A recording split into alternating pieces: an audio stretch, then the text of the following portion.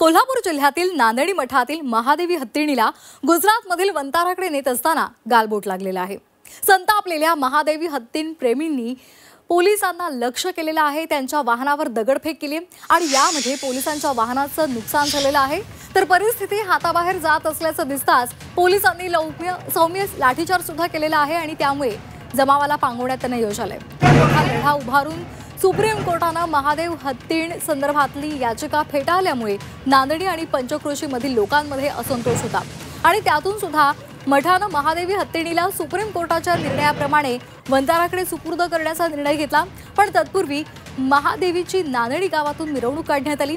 यावेळी अख्खं गाव पंचक्रोशीमधील नागरिक रस्त्यावर उतरले होते। यावेळी पोलिसांचा मोठा बंदोबस्त होता।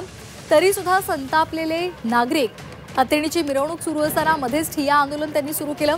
त्यामुळे पोलीस वारंवार हस्तक्षेप करत होते। इतकंच नाही तर ज्या ठिकाणी महादेवी हत्तीणीला वंतारा व्हॅनमध्ये चढवलं जाणार होतं त्या ठिकाणी जमावबंदी आदेश लावत नागरिकांनी येऊ नये असं आवाहन पोलिसांनी केलं होतं। मात्र ज्या ठिकाणी महादेवी हत्तीण व्हॅनमध्ये चढणार होती त्या ठिकाणी येण्याला लोकांना मनाई करण्यात आल्यामुळे संतापलेल्या जमावानं पोलिसांच्या वाहनांना लक्ष केलं। यामध्ये पोलिसांच्या वाहनांच्या काचा फोडल्या। त्याचबरोबर परिस्थिती नियंत्रणात आणण्यासाठी पोलिसांनी सौम्य लाठीमार सुद्धा केलेला आहे। त्यानंतर परिस्थिती नियंत्रणात आली आणि मोठ्या पोलीस बंदोबस्तामध्ये महादेवी हत्तीणीला व्हॅनमध्ये चढवण्यात आलं।